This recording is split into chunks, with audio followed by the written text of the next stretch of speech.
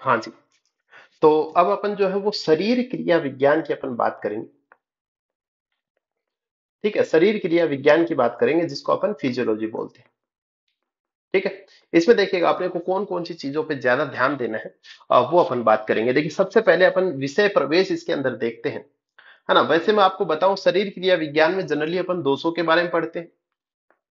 ठीक है, मैं नॉर्मली बताऊं आपको कि दोषों के बारे में पढ़ते हैं, धातुओं के बारे में पढ़ते हैं।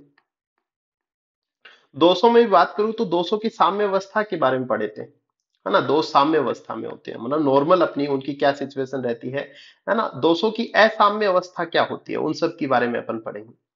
ठीक है, इसके अलावा धातुओं के बारे में अपन पढ़ेंगे, ओज के बारे में भी अपन देखते हैं।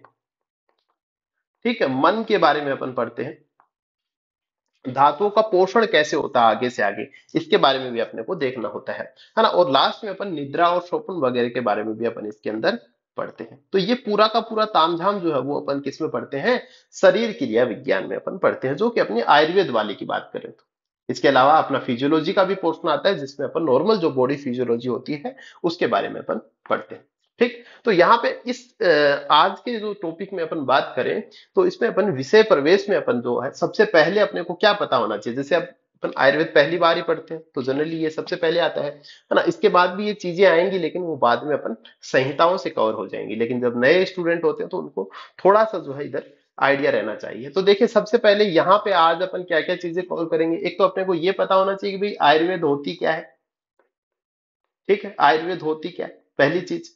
और दूसरी चीज ये है भाई, चलो ठीक है होती है, इस परिभाषा क्या होती है आयुर्वेद की। ठीक है, परिभाषा क्या होती है। अब आयुर्वेद में क्या हो रहा है, आयु से रिलेटेड आ रहा है तो इसका मतलब कहीं ना कहीं इसका लिंक आयु से रहता है। तो आयु क्या चीज है, ठीक है, इसके बारे में थोड़ा सा देखेंगे। और इसके अलावा जिससे अपन महाभूत वगैरह पढ़ते हैं, है ना, भूत और महाभूत पढ़ते हैं, तो महाभूत क्या होते हैं वो सब अपन, मतलब जो भी थोड़ी बेसिक चीजें हैं जिनका अपने को बुक स्टार्ट करने से पहले, जो अपन ने कहा ना भाई दोषों के बारे में पढ़ने से पहले, धातुओं के बारे में पढ़ने से पहले अपने को पता होना चाहिए पुरुष क्या होता है, कर्म पुरुष क्या होता है ना। तो इन सब चीजों के बारे में अपन अभी की क्लास में अपन बात करेंगे। ठीक है, तो ये जो है सबसे पहले अपन बात करें, थोड़ा सा यहाँ पे देखें कि आयुर्वेद जो है वो क्या चीज है ना, क्यों अपने को आयुर्वेद पढ़नी पड़ रही है। ठीक है, तो देखिएगा सबसे पहले मैं बात करूं कि एक होता है पुरुषार्थ चतुष्टय। ठीक है, पुरुषार्थ चतुष्टय आगे भी आप पढ़ोगे, याद रखने की जरूरत नहीं है। यहाँ पे पुरुषार्थ चतुष्टय होता है जिसमें चार काम होते हैं, धर्म,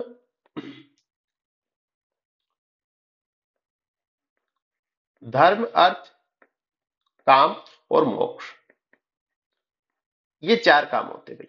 ठीक है, इसी को, इन चार चीजों को क्या बोलते हैं, पुरुषार्थ चतुष्टय बोलते हैं।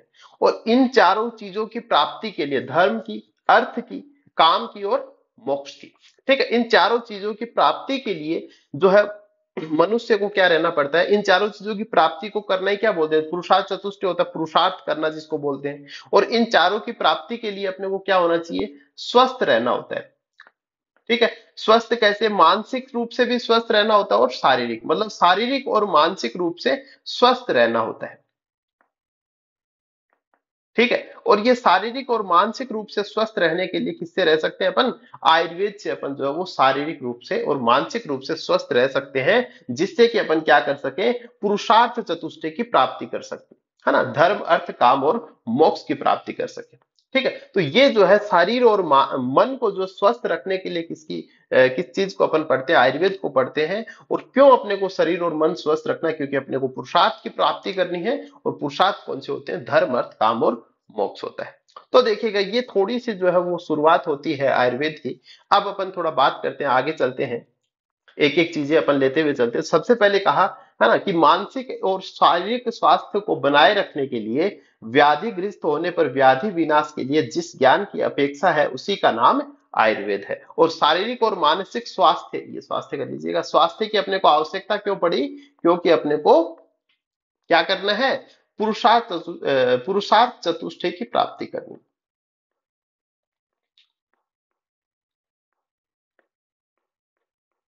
पुरुषार्थ चतुष्टय की प्राप्ति करनी है। और ये पुरुषार्थ चतुष्टय होता क्या है, धर्म अर्थ काम और मोक्ष। तो देखिएगा सबसे पहले अपन बात करते हैं आयुर्वेद का प्रयोजन क्या है। ठीक है, क्यों मतलब आयुर्वेद अपन पढ़ रहे हैं, क्या काम है इसका, बहुत इंपॉर्टेंट है ये श्लोक। आपको किसी भी कंडीशन में याद होना चाहिए कि प्रयोजनम चास्य स्वस्थस्य स्वास्थ्य रक्षणम आतुरस्य विकार प्रशमनम च। ठीक है, कि प्रयोजनम चास्य, कि इसका प्रयोजनम, किसका, आयुर्वेद का प्रयोजन होता क्या है, स्वस्थ से स्वास्थ्य रक्षणम, कि स्वस्थ व्यक्ति होता है उसके स्वास्थ्य की रक्षा करना, और आगे है आतुरस्य विकार प्रशमनम च। जो आतुर है, आतुर मतलब होता है रोगी, और जो रोगी है उसको क्या होता है, उसके विकारों का प्रशमन करना। दो प्रयोजन होते हैं आयुर्वेद के, चरक सूत्र 30वें अध्याय में अपने को देखने को मिलता है। ठीक है, कि स्वस्थ मनुष्य के स्वास्थ्य की रक्षा करना और रोगी मनुष्य के रोग का निवारण करना। ठीक है, ये हो जाता है। तो चरक जो थे, आचार्य चरक, मैं आपको थोड़ा बता दूं, याद रहना चाहिए, जो चरक थे वो काय चिकित्सा प्रधान थे, मेडिसिन वाले थे, है ना, काय चिकित्सा प्रधान, मेडिसिन जिनको बोलते हैं अपन। और वहीं जो आचार्य सुश्रुत थे वो क्या थे, वो सर्जरी प्रधान, शल्य प्रधान थे। ठीक है, शल्य प्रधान थे। उन्होंने क्या किया, सर्जरी पे काम किया। तो काय चिकित्सा या फिर मेडिसिन की प्रधानता का मतलब ये हुआ कि जैसे उनके पास में फीवर का पेशेंट आया, उन्होंने उनको ट्रीटमेंट दे दिया, दवाई दे दी, ले लेना। उनके पास में कोई जॉन्डिस का पेशेंट आया, उसने उनको दवाई दे दी। लेकिन आचार्य सुश्रुत हुए, उनके पास में कौन आते थे, ई या खल, वो उन्होंने फिर देखिए आयुर्वेद का प्रयोजन जो है वो सुश्रुत का पढ़ेंगे तो सेम ही बताया, लेकिन थोड़ा सा डिफरेंस आता है कि ई या खल व आयुर्वेद प्रयोजन की, पूरे आयुर्वेद का प्रयोजन ये है कि व्याधि उपसृष्टा नाम व्याधि परिमोक्ष है स्वस्थ से रक्षणम च। देखेगा दो चीजें इन्होंने भी बताई हैं कि जो जिसको व्याधि है, जो व्याधि से उपसृष्ट है, जिसको व्याधि हो रखी है, उसका क्या करे, व्याधि को ठीक करे, मतलब जो रोगी मनुष्य है उसके रोग को ठीक करे, और स्वस्थ से रक्षण, जो स्वस्थ व्यक्ति है उसके स्वास्थ्य की रक्षा करे। तो इन्होंने क्या, बस इसको उल्टा बता दिया है। आयुर्वेद में सीक्वेंस का बहुत काम है भाई, जो पहले लिखा है वो पहले, बाद में लिखा वो बाद में, यूं ही पहले बाद में नहीं लिखते हैं। ठीक है, तो आचार्य सुश्रुत के पास में कौन आ रहा है भाई, सर्जरी वाला बंदा आ रहा है, किसी का हाथ टूट गया, पांव फ्रैक्चर है, ये सारे आ गए, है ना। अब आचार्य चरक तो क्या भाई, आराम से अपने क्लिनिक में बैठे, पेशेंट आए उसको दवा दे देनी है बस, है ना। तो इन्होंने कहा कि भाई पहले जो स्वस्थ है उनके स्वास्थ्य की रक्षा करो ताकि अपने क्लिनिक पे भीड़ कम हो। ठीक है, तो वो क्या कर रहे हैं भाई, आप रसायन सेवन कर लीजिए जिससे आपको क्या नहीं होगी, व्याधि नहीं होगी। उसके बाद कहा कि फिर अगर किसी को रोग हो जाता है तो वो अपने से दवाई ले लें। लेकिन आचार्य सुश्रुत ने कहा कि नहीं, पहले जिनको व्याधि है वो आ जाओ। क्यों, किसी का फ्रैक्चर हो रहा है, खून बह रहा है, तो उसको पहले ठीक करना है, और उसके बाद में जो स्वस्थ बैठे हैं, घर पे बैठे हैं, वो ढंग से रहो, है ना। तो वो उन्होंने जो है, सीधी बात आपको ये ध्यान में रखनी है कि पहले जो है स्वस्थ मनुष्य की स्वास्थ्य की रक्षा करना किसने बताया है, चरक ने बताया, और वहीं आचार्य सुश्रुत ने पहले जो रोगी है उसके रोग का निवारण करना बताया है। आपको अल्टीमेटली बात इतनी ध्यान में रखनी है। ठीक है, इसके बाद चलिए देखिए आगे बढ़ते हैं अपन। अगला है आयुर्वेद की परिभाषा क्या है। ये तो अपन ने क्या किया, दो आयुर्वेद के प्रयोजन याद किए। नेक्स्ट है आयुर्वेद की परिभाषा क्या है, कि हिता हितम सुखम दुखम आयुस्तस्ते हिता हितम मानम च तच्च यत्रोक्तम आयुर्वेद स उच्यते। ठीक है, कि कहा ये डेफिनेशन जो है याद होनी चाहिए, और ये चिपकी भी रहती है ना, जगह जगह कॉलेजों में भी अपने चिपकाए रखते हैं, है ना। कि हिता हितम सुखम दुखम, कि जिस शास्त्र में हितमय अहितमय सुखायु और हितमय अहितमय दुखायु तथा आयु के मान का वर्णन हो, उसी को क्या कहते हैं, आयुर्वेद कहते हैं भाई। इंपॉर्टेंट है ये भी, ये चरक सूत्र के पहले अध्याय में है ना। तो इसमें देखिए लिखा गया है कि हितमय सुखायु और अहितमय सुखायु, तो दो प्रकार की सुखायु बताइए, हितमय और अहितमय। ठीक है, अगली है हितमय दुखायु और अहितमय दुखायु। ठीक है, जैसे हितमय सुखायु क्या हो गया, कि आप बढ़िया पैसे वैसे मस्त जी रहे हो। दूसरा अहितमय सुखायु, मतलब हम अभी पढ़ रहे हैं और अपने को क्या हो रहा है, आगे इसका रिजल्ट आएगा, तो अभी तो अपने को क्या लग रहा है कि अहितमय परेशान, लेकिन आगे अपने को इससे क्या मिलेगा, सुख मिलेगा। उसी प्रकार हितमय दुखायु, अभी मजे मार रहे हो, खेल कूद रहे हैं, तो अपने को ऐसे लग रहा है कि भाई खुश हो रहे हैं, है ना।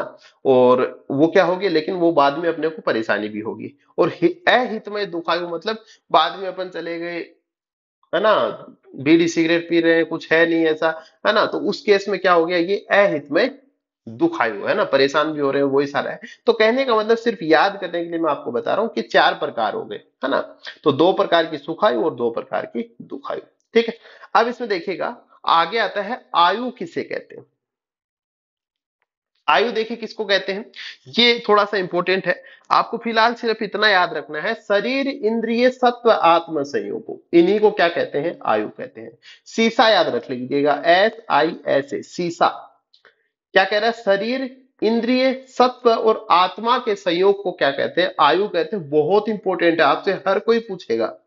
ठीक है, कि भाई चलो बताओ, आयुर्वेद आपने पढ़ के आए हो आप, ठीक है। आयुर्वेद में आयु का मतलब क्या है, आयु की परिभाषा क्या है, तो सीसा याद रखना, शरीर इंद्रिय सत्व आत्मा के संयोग को क्या कहते हैं, आयु कहते हैं।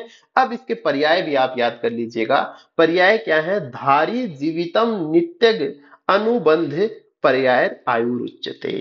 एक चेतना अनुवृत्ति और होता है जो कि आगे आएगा, है ना, लास्ट अध्याय में आता है। तो धनिया जी का चेतन आप याद रख सकते हो, अगर आप चाहो, अगर पर्याय याद रखना तो मैं आपको बता रहा हूं, धनिया जी का चेतन।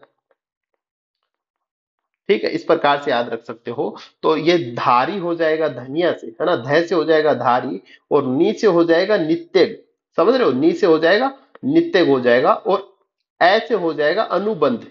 ठीक है, और चेतन, चेतन से हो जाएगा चेतना अनुवृत्ति, और जी से हो जाएगा जीवितम। ठीक है, तो धारी जीवितम नित्यक अनुबंध, और चेतना अनुवृत्ति जो है वो लास्ट में आएगा, है ना। तो ये भी आप याद रख सकते हो। तो ये आयु क्या होते हैं, पर्याय होते हैं। और इसी के साथ आप आयु की परिभाषा शरीर इंद्रिय सत्वात्म संयोग, वो इंपॉर्टेंट है भाई, थोड़ी देख लेना। ठीक है, इसके बाद देखिए आगे अपन चलते हैं।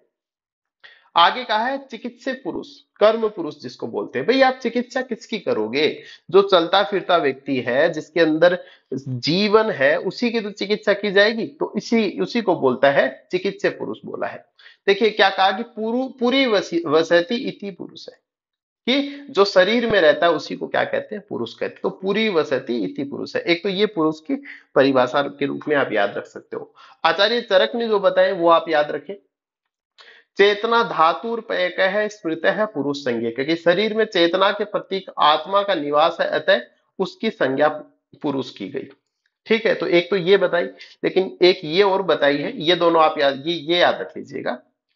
आचार्य चरित्र खाद है, अखादेश चेतना षष्ठ धातु पुरुष स्मृत है ना, कि कहा कि भाई आयुर्वेद में आकाश वायु तेज जल और पृथ्वी के पंच महाभूतात्मक शरीर और चेतना से युक्त इन छह धातुओं के समुदाय को क्या कहते हैं, पुरुष कहते हैं। सबसे ज्यादा जो आयुर्वेद मानता है उसको ये इसी को मानता है। इस परिभाषा को आयुर्वेद नहीं मानता है। चिकित्सीय पुरुष कहते भाई जिसके अंदर आत्मा है, तो आत्मा तो क्या होती है, निर्विकार होती है। आत्मा क्या होती है, आत्मा को निर्विकार माना गया है। ठीक है, तो कहा कि भाई इसको अपन चिकित्सीय पुरुष नहीं कह सकते। तो चिकित्सीय पुरुष तो उसी को कहेंगे जिसके अंदर और भी बहुत तामझाम हो। तो इसमें कहा कि भाई आकाश वायु तेज जल तथा पृथ्वी पंच महाभूत शरीर हो गया, और आत्मा से युक्त। तो पांच तो क्या हो गए, ख आदि का मतलब होता है आकाश आदि, है ना, ख आदि लिखा है ना, इसका मतलब होता है आकाश आदि। ख आकाश को बोलते हैं, याद रखिएगा। ख जो है वो किसको बोलते हैं, आकाश को बोलते हैं। ठीक है, तो ये सारे महाभूत और आत्मा, तो कितना हो गया टोटल, षष्ठ धातु है। तो पांच तो महाभूत हो गए, एक आत्मा हो। इन छह धातुओं की जो समुदाय है इसी को क्या कहते हैं, पुरुष कहते हैं। उसी प्रकार आचार्य सुश्रुत ने बताया पंच महाभूत शरीर समवाय पुरुष इत्युच्यते। चरक शारीर स्थान वाला याद रखें बस आप। ठीक है, तो ये अपना क्या हुआ, चिकित्सीय पुरुष, इसी की अपन क्या करते हैं भाई, चिकित्सा करते हैं। इसके बाद देखिए आगे आता है कर्म पुरुष के गुण। दोनों एक ही बात है ना, अलग अलग नहीं होते। चाहे आपसे कर्म पुरुष पूछे चाहे चिकित्सीय पुरुष पूछे, एक ही बात है। इसके बाद देखिए इसमें लिखा है कर्म पुरुष में कि तस्य, ये याद रख लेना, बहुत इंपॉर्टेंट है, इसको जरूर से याद रख लेना है। इसमें क्या कह रहे हैं कि तस्य सुख दुखे इच्छा द्वेष प्रयत्न प्राण अपान उन्मेष निमेष, प्राण अपान उन्मेष निमेष बुद्धि मन संकल्पो विचारणा स्मृतिर विज्ञानम अद्य व्यवसायो विषय उपलब्धिश्च गुणा। देखिए क्या कह रहा है कि सबसे पहले कह रहा है कि ये इसके क्या है, कर्म पुरुष के गुण है। कि कैसा होता है भाई कर्म पुरुष, अपन अपनी बात कर रहे हैं। इसमें क्या होता है भाई, सुख दुख, है ना, होता है, इच्छा होती है, किसी से द्वेष भी होता है, प्रयत्न होता है। प्रयत्न किस प्रकार का, जो अपन काम करते हैं उसको प्रयत्न बोलते हैं। कायिक प्रयत्न का मतलब हो गया अपन शारीरिक रूप से कुछ करें। वाचिक का मतलब अपन अपना बोल रहे हैं, और मानसिक का मतलब मन से कुछ सोच रहे हैं, तो इनको बोलते हैं प्रयत्न। ठीक है। इसके बाद है प्राण। प्राण जो अपन श्वास लेते हैं, है ना। अपान, अपान जो निर्हरण क्रिया की होती है ना, अपान वायु होती है ना, निर्हरण क्रिया को अपान बोल देते हैं। उन्मेष, निमेष, बुद्धि, मन, संकल्प, विचारणा, स्मृति, विज्ञान, अध्यवसाय, ठीक है, विषय, उपलब्धि, ये 16 कर्म पुरुष के गुण हैं। तो कर्म पुरुष के गुण कितने होते हैं? 16 गुण होते हैं, और ये 16 गुण आपको याद होने चाहिए श्लोक के माध्यम से। इंपॉर्टेंट है, डायरेक्ट प्रश्न पूछ लिया जाता है कि कर्म पुरुष के गुण बता दीजिए। लास्ट में देखिए एक लाइन बताई आचार्य सुश्रुत ने ही कि स एक कर्म पुरुष चिकित्सा अधिकृत है, कि कर्म पुरुष चिकित्सा का अधिकरण है, कि कर्म पुरुष की अपन क्या करते हैं भाई? चिकित्सा करते हैं। ठीक है, तो बस यही मैंने बताया है कि कर्म पुरुष और चिकित्सा पुरुष क्या होते हैं, एक ही बात होती है, और ये कर्म पुरुष के गुण जो है वो इंपॉर्टेंट है, याद रखने अपने को। ठीक है, चलिएगा। इसके बाद अपन चलते हैं, आयुर्वेद शास्त्र के अनुसार दुख का नाम ही रोग होता है। आयुर्वेद ने दुख, रोग, दुख को ही क्या कहा है? रोग कहा है। ठीक है, देखिएगा इसमें आयुर्वेद में कौन कौन से रोग बताए, आगे अपन पढ़ेंगे अलग अलग आचार्यों के अनुसार कि आचार्य चरक ने क्या बताया है ना, सुश्रुत ने किस प्रकार से रोगों का वर्गीकरण किया है। एक बार आप बस ऐसे ही याद रख लीजिए कि देखिए 4 प्रकार से रोग होते हैं, कि स्वाभाविक रोग, ठीक है, कि जन्म और मृत्यु, भूख और प्यास एवं निद्रा, इनको भी क्या रोग माना है।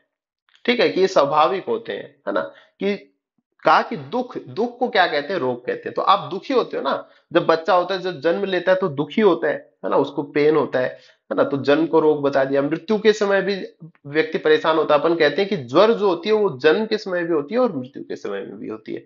ठीक है, भूख प्यास निद्रा ये सब हो गया, तो ये तो क्या अपने स्वभाव से, नेचर से आते हैं, प्राकृतिक है, तो इनको तो स्वाभाविक बोल दिया। शारीरिक रोग जैसे ज्वर हो गया, काश हो गई।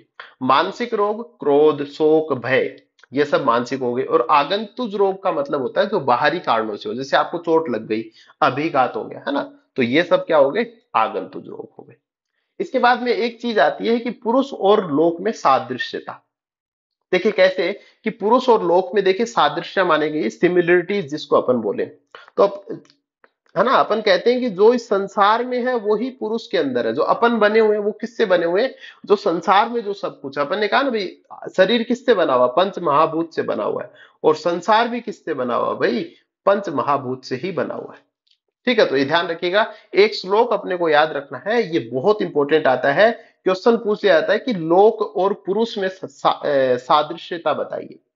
ठीक है, कि लोक और पुरुष में क्या समानता, बहुत सरल है, याद हो जाता है कि यावंतो ही लोके मूर्तिमंतो भाव विशेषा तावंतो पुरुषे, यावंत है पुरुषे तावंतो लोके। ठीक है, पुरुषो एवं लोक सम्मित, कि सबसे पहले कह रहा है कि मनुष्य सृष्टि का अंश है, इसलिए उसमें तथा सृष्टि में समानता होना स्वाभाविक स्वाभाविक है। कि अपन क्या बनते, सृष्टि से उत्पत्ति होती है तो समानता तो होगी ही। कि कहा है कि जितने भी मूर्तिमान विशेष भाव इस लोक में है वे सब पुरुष में भी होते हैं। कि जो संसार में है वही पुरुष में भी है, तथा जो पुरुष में है वो सब लोक में भी है। कि सबसे पहले देखिए लिखा है यावंतो ही लोके, ठीक है, तावंत पुरुषे। फिर देखिए वही चेंज कर दिया, यावंते पुरुषे और तावंतो लोगे। तो पहले तो यावंतों के साथ लोग जोड़ दिया है। ठीक है, याद रखने का बता रहे, है ना। तो पहले यावंतों के साथ लोग किया, फिर तावंतों के साथ पुरुषे, फिर यावंत के साथ पुरुषे किया, और तावंतों के साथ लोग। बस इस प्रकार से थोड़ा सा याद रख लेना है, और ये थोड़ा याद रख लेंगे तो ये अपने को पता चलता है कि क्या है, इस प्रकार लोक और पुरुष क्या है? सादृश्य है, दोनों में सिमिलरिटीज है। ठीक है, चलिएगा। इसके बाद देखिए आगे अपन देखते हैं कुछ चीजें और, कि भूत और महाभूत का विषय और आता है। कि जो अपन पढ़ते हैं ना, महाभूत पढ़ते हैं, भूत पढ़ते हैं, तो ये क्या चीजें होती है। देखिए थोड़ा सा अपन बेसिक पढ़ रहे हैं, बहुत मामला है, किताबों में बहुत सारा लिखा हुआ है, लेकिन अपने को जो जरूरी है एग्जाम पॉइंट ऑफ व्यू से जरूरी है, और जो अपने को किताबों को समझने के लिए चीजें जरूरी है, वो अपन यहाँ पे देख रहे हैं। ठीक है, तो सबसे पहले कहा भाई भूत और महाभूत की बात कर रहे हैं अपन, कि कौन सी चीजें अपने को जरूरी है याद रखना, है ना, कि इसका गुण क्या होता है। सबसे पहले ये याद रखना है कि नित्यत्व सती, नित्यत्व सती, और दूसरा है गुणवत समवाय कारणत्व। ठीक है, भूत क्या होते हैं? कि जो नित्य होकर गुणवान पदार्थों का समवाय कारण हो, उसे ही क्या कहते हैं? भूत कहते हैं। ठीक है, बस दो नाम याद रखना है, नित्यत्व सती और गुणवत समवाय कारण। ठीक है, समवाय कारण वगैरह वो अपन पदार्थ विज्ञान में देख चुके हैं।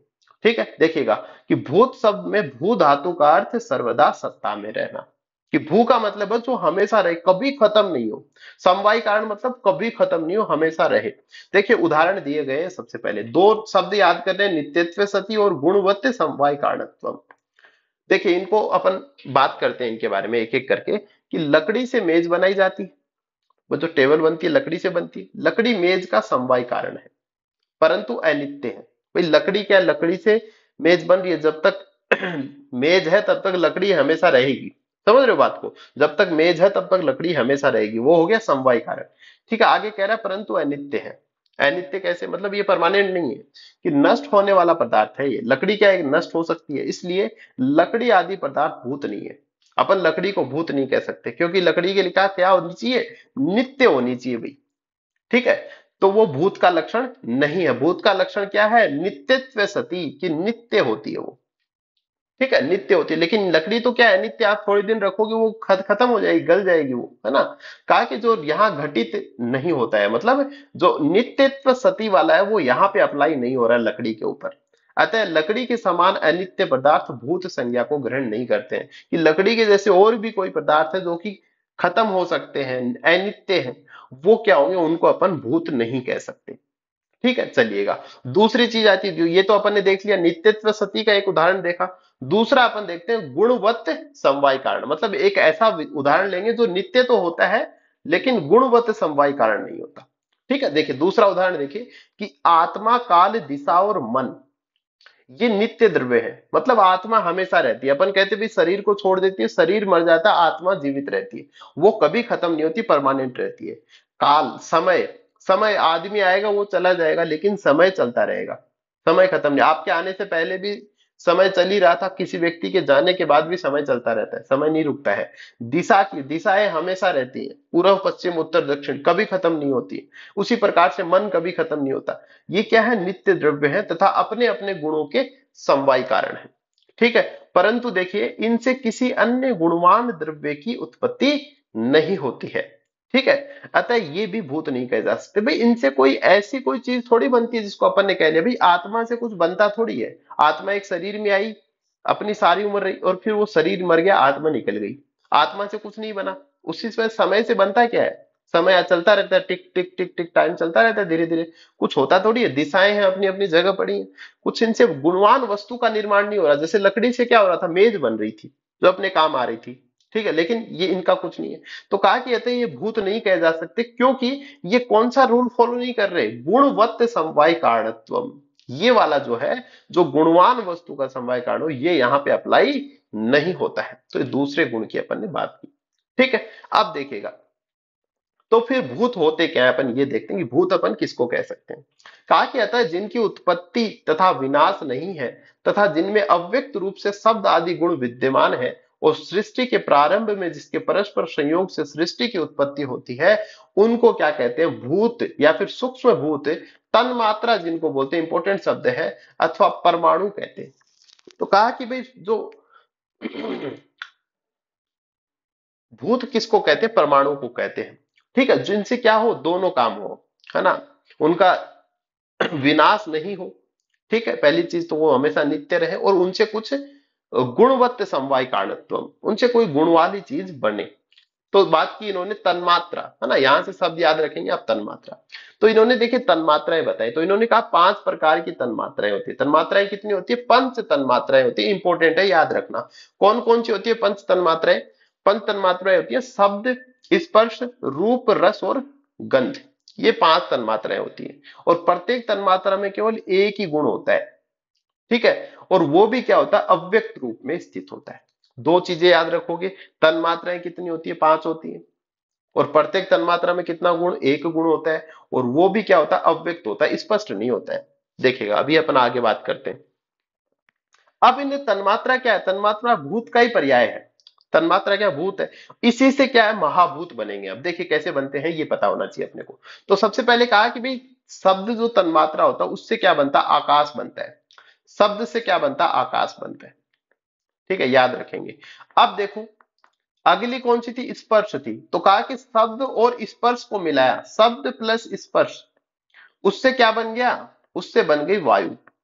समझ रहे हो बात को, इससे अगला बना वायु बन गया। और उसी प्रकार नेक्स्ट जोड़ी शब्द, स्पर्श और रूप, तो इसमें क्या बन गए, तेज बन गया, अग्नि महाभूत बना। शब्द, स्पर्श, रूप ये तीनों मिली और रस तन्मात्रा मिली तो जल की उत्पत्ति हुई। और शब्द, स्पर्श, रूप तथा रस और प्लस गंध मिल गया तो पृथ्वी की उत्पत्ति हुई। ठीक है।